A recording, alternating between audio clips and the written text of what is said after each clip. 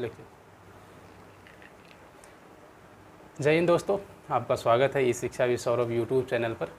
और हम लोग आज वाले सेशन में बात करेंगे पर्यावरण पे। और पर्यावरण में पिछला वाला टॉपिक हमने आपको बता दिया था ऊर्जा संघटक। उसमें हमने बताया था कि प्रकाश संश्लेषण कैसे कैसे होता है, और जहाँ तक मैंने उसमें कोशिश करी थी सब कुछ बताने की, कुछ भी उससे बाहर नहीं जाने की संभावना है आपके लेवल पे, और आप संतुष्ट भी होंगे उससे।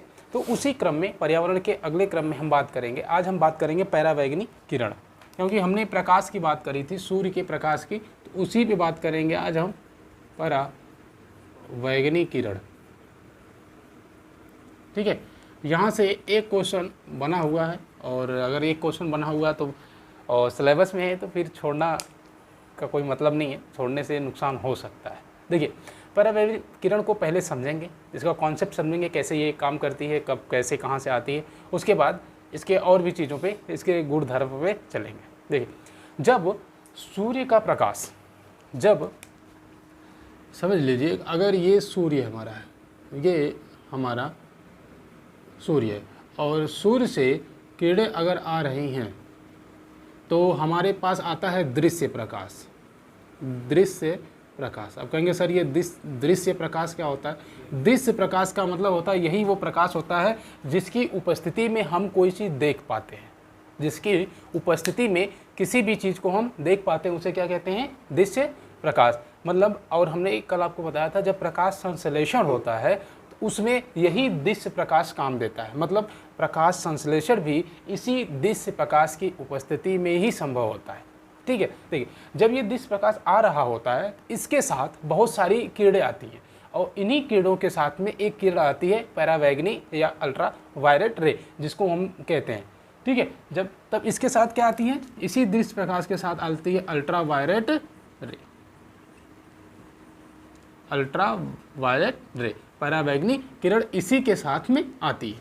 और हमने बताया था कल आप लोगों को कि सूर्य की जो रोशनी होती है, जो किरणें होती हैं पृथ्वी पर, विकिरण के रूप में आती हैं। अब जब सूर्य से कोई रोशनी चलती है पृथ्वी की तरफ, तो उसमें क्या होता है कि बहुत सारे किरणें आती हैं, और कुछ रास्ते से वापस चली जाती हैं, कुछ यहाँ तक आ ही नहीं पाती, दूरी बहुत ज़्यादा है। अब लेकिन जिसकी क्षमता ज़्यादा होती है, जो ज़्यादा दूरी तक तय कर सकती है, वो यहाँ तक चली आती है। अब क्या हुआ, एक वैज्ञानिक होते हैं जिनका नाम था J.W. रिटर। नाम क्या था? J.W. रिटर, ये नाम याद रखेंगे।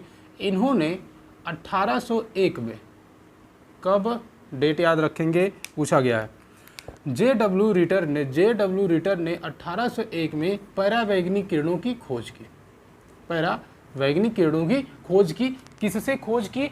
इसी दृश्य प्रकाश से इन्होंने परावैगनी को खोजा, और बताया कि दृश्य प्रकाश जो आता है सूर्य का, उसमें परावैगनी किरणें आती हैं। ठीक है, चलिए ये तो बात हो गई, क्लियर हो गई। अब बात आती है कि सर जैसे जब ये आती हैं तो इनकी तरंग दैर्ध्य कितनी होती है? अब तरंग दैर्ध्य का मतलब ये समझे, वेवलेंथ होता है। मतलब ये जहाँ से चलती हैं, मतलब जहाँ से चलती हैं और जहाँ तक पहुँचेंगी उसके बीच कितनी दूरी तय करती हैं, ये तरंग दैर्ध्य होती है। अब समझेंगे, जैसे मान लीजिए कोई स्थान ए है और कोई स्थान बी है। अब हमें ए से बी के पास जाना है, तो ए से बी के पास जाने के लिए हमारे अंदर ऊर्जा होगी तभी तो हम जा पाएंगे, ताकत होगी तो तभी तो जा पाएंगे। जब ताकत ही नहीं रहेगी तो जाएंगे कहाँ? पॉसिबल नहीं है, क्योंकि ताकत ही नहीं है। तो बी तक वही पहुँचेगा जिसके अंदर ताकत होगी। कुछ लोग होंगे यहाँ से चलेंगे तो यहीं से वापस आ जाएंगे, कुछ जाएंगे तो यहाँ से वापस, कुछ जाएंगे तो यहाँ से वापस, जिसके ज़्यादा ताकत होगी वो बी के पास जाएगा। इसका मतलब ये हम समझ सकते हैं कि जितनी भी प्रकाश किरणें सूर्य से पृथ्वी पे आती हैं वो आसानी से पृथ्वी पे नहीं पहुंचती, बहुत कुछ झेल के आती हैं। जैसे एक समझ लीजिए कोई एक बच्चा होता है, जब वो फेल हो जाता है, जब पैदा होता है या फिर वो फेल हो जाता है, तो बहुत मेहनत के बाद वो जाके सफल होता है। ठीक है, जैसे कोई बच्चा अगर वो चल रहा है तो ऐसे डायरेक्ट वो चलने नहीं लगता, पहले उठता है, गिरता है, संभलता है, फिर गिरता है, संभलता है, बात सही है, फिर कहीं वो चलना सीख जाता है, मतलब उसके अंदर इतनी क्षमता आ जाती है। वैसे ही समझिएगा ये दृश्य प्रकाश है, इसी तरीके से काम करते हैं।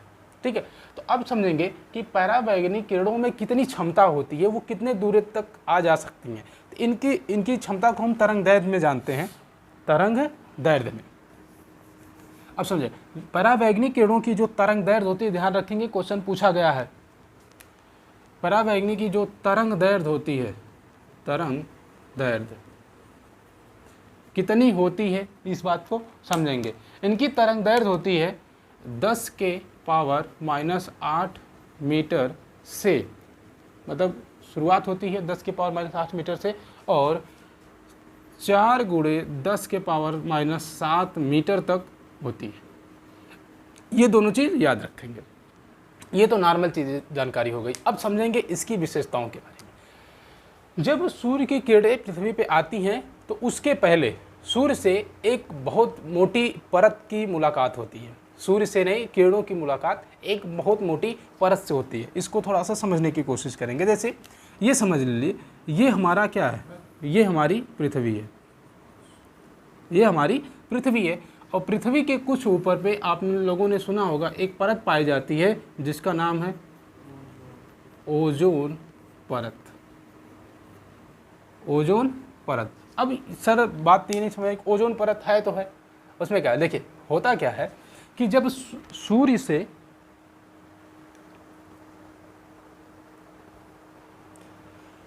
सूर्य से परावैंगनी किरणें पृथ्वी तक आती ही हैं, लेकिन बीच में मुलाकात, इन किरणों की मुलाकात होती है ओजोन परत से।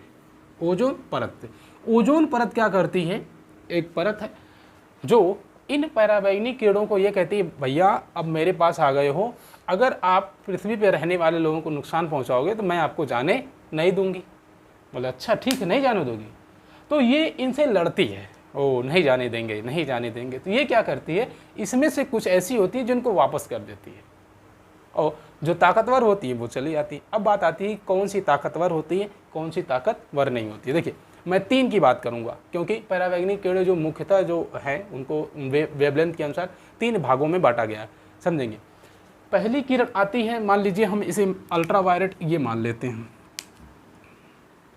इसे हम जो इधर वाली है UVA अल्ट्रावायलेट, ये जो इधर बीच वाली है इसको हम मान लेते हैं अल्ट्रावायलेट B, और जो इधर वाली है इसे हम मान लेते हैं अल्ट्रावायलेट C। 3 किरण हो गई, तीनों का नाम आपको पता चल गया। हमने इनको तरंगदैर्घ्य के आधार पे 3 भागों में बांट दिया, जो किसको, परावैंगनी किरणों को। अब ये जब आती हैं तो ओजोन परत से टकराती हैं। अब ओजोन परत से टकराने के बाद जिसकी क्षमता ज़्यादा होगी, जो ज़्यादा ताकतवर होगी, वो पृथ्वी की तरफ आ जाएगी। तो हाँ, जो इसमें ए होती है अल्ट्रावायलेट, जो ए होती है, इसकी तरंगदैर्घ्य इन तीनों में मतलब बी और सी से ज़्यादा होती है। तो क्या करती है, ए वाली इसको छेद के आ जाती है पृथ्वी पे। कौन आती है, अल्ट्रावायलेट ए, अल्ट्रावायलेट ए आ जाती है पृथ्वी पर। अब जो ये पृथ्वी पे आती है अल्ट्रावायलेट ए, यही हम लोगों को नुकसान पहुंचाने का काम करती है। लेकिन ए तो पृथ्वी पे आती है, जबकि जो बी और सी होती हैं,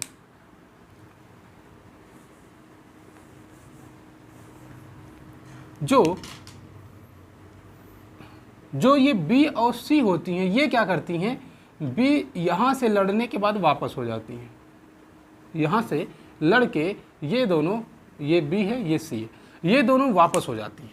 अब बात आती है कि सर ये वापस हो जाती है, क्या ये नुकसानदायक नहीं होती? देखिए ए से ज़्यादा सी और बी नुकसानदायक होती है, मतलब इनसे ज़्यादा घातक होती है। लेकिन ओजोन परत इसको क्या करती है, रोक देती, कहती रुको, स्टॉप, हम तुम्हें जाने नहीं देंगे। क्यों नहीं जाने देंगे? क्योंकि नीचे कुछ लोग रहते हैं, तुम जाओगे तुम ऐसे ही मार डालोगे सबको। ए वाला कहता है कि देखो भैया हम जाएंगे लेकिन ज़्यादा नुकसान नहीं पहुंचाएंगे, और हमारे अंदर जहर है तो हम क्या करेंगे, जिसके ऊपर जाएंगे तो जहर तो देंगे ना उसे, जो झेल पाएगा, नहीं झेल पाएगा तो जाएगा, ख़त्म हो जाएगा, और क्या। तो अल्ट्रावायलेट जो ए होती है वो पृथ्वी पे आती है, जबकि अल्ट्रावायलेट बी और अल्ट्रावायलेट सी जो होती है ये ओजोन परत से लड़के वापस चली जाती है। अब एक चीज़ को और समझेंगे, हमने ये कहा कि तरंगदैर्घ्य के आधार पे जो परावैंगनी किरणें हैं उनको हम 3 भागों में बांटते हैं, उनको हम 3 भागों में बांटते हैं। देखिए कौन कौन से भाग, हमने एक नाम आपको बताया है अल्ट्रावायलेट ए, ये नाम बताया है, अब समझिएगा। और दूसरा हमने आपको बताया है अल्ट्रावायलेट बी, तीसरा हमने आपको बताया है अल्ट्रावायलेट सी। 3 नाम हमने बताए आपको। हमने ये भी बताया है कि सबसे ज़्यादा ताकतवर कौन होगी, सी होगी, सब उससे कम बी, उससे कम ए होगी। लेकिन इस चीज़ को समझेंगे, अब जो अल्ट्रावायलेट ये होगी इसकी तरंग दैर्ध्य सबसे ज़्यादा होगी। अब अगर सबसे ज़्यादा होगी तो कितनी होगी, 315 से लेके 400 nm। अब कहेंगे सर nm का मतलब नैनोमीटर, nm का मतलब क्या होता है, नैनोमीटर, ठीक है, नैनोमीटर ये होता है। अब समझेंगे, अगर अल्ट्रावायलेट ए की तरंग दैर्ध्य है, ये मैं बात कर रहा हूँ किसकी, तरंग दैर्ध्य की, मतलब ये कितनी दूरी तक जा सकती है, तो ये ध्यान, तरंग दैर्ध्य। अब तरंग दैर्ध्य के आधार पर हमने बताया परावैज्ञानिक किरणें 3 प्रकार से हम डिवाइड करते हैं, कौन कौन सी, अल्ट्रावायलेट ए, अल्ट्रावायलेट बी और अल्ट्रावायलेट सी। अब देखेंगे अल्ट्रावायलेट ए 315 से कितने तक होती है, 400 nm तक होती है। अब अल्ट्रावायलेट बी पे आते हैं, तो अल्ट्रावायलेट बी जो होती है 280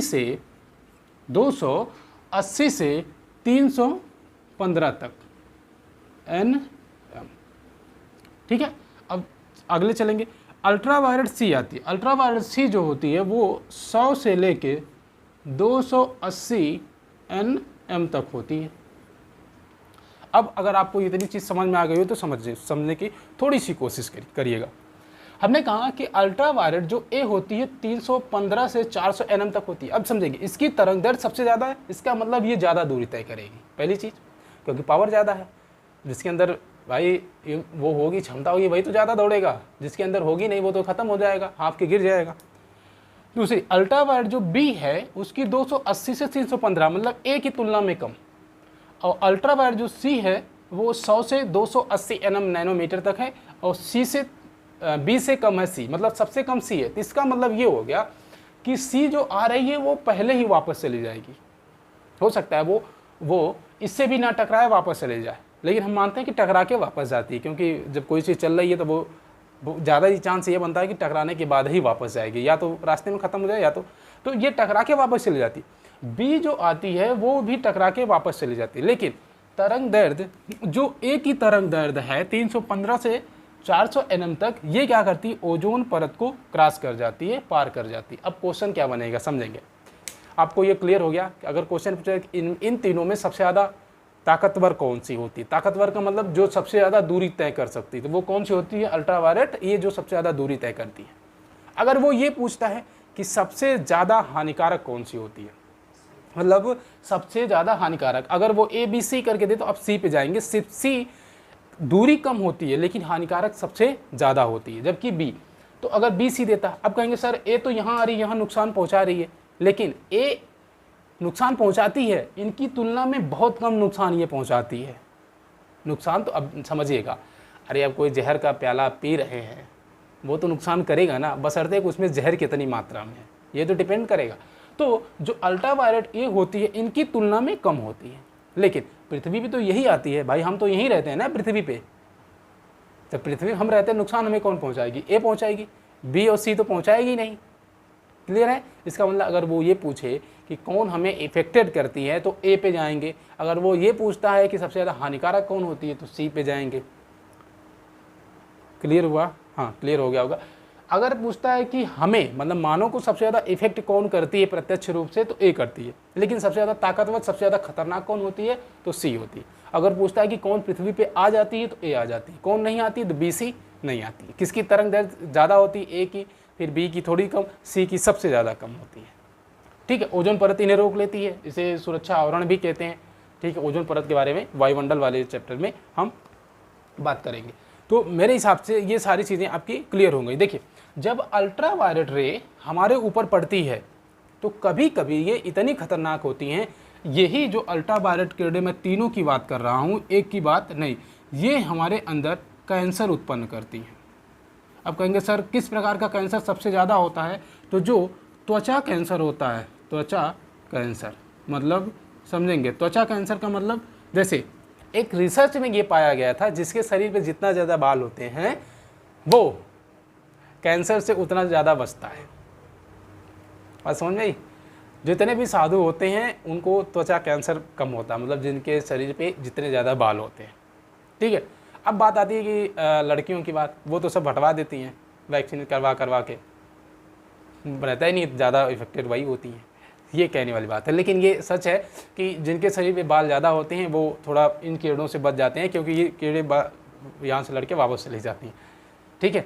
और जब नहीं रहता कुछ रोकने के लिए तो वो पूरा अपना प्रभाव जमाती हैं, तब नुकसान ज़्यादा पहुँचाती हैं।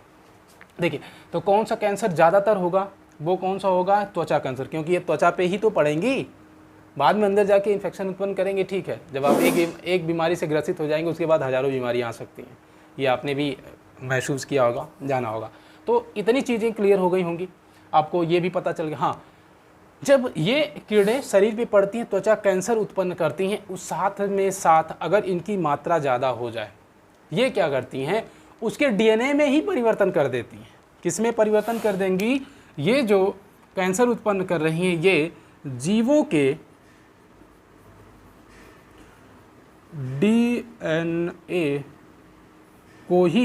डीएनए को ही बदल देती हैं, मतलब डीएनए में परिवर्तन कर देती हैं।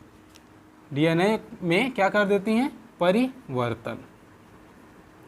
डीएनए में क्या कर देती हैं, परिवर्तन। मतलब जो जिस वंश में, जैसे ये समझिएगा, अगर मेरे डीएनए में परिवर्तन हो जाए तो मेरी अगली जो पीढ़ी होगी वो बहुत अच्छी भी हो सकती है, बहुत ख़राब भी हो सकती है।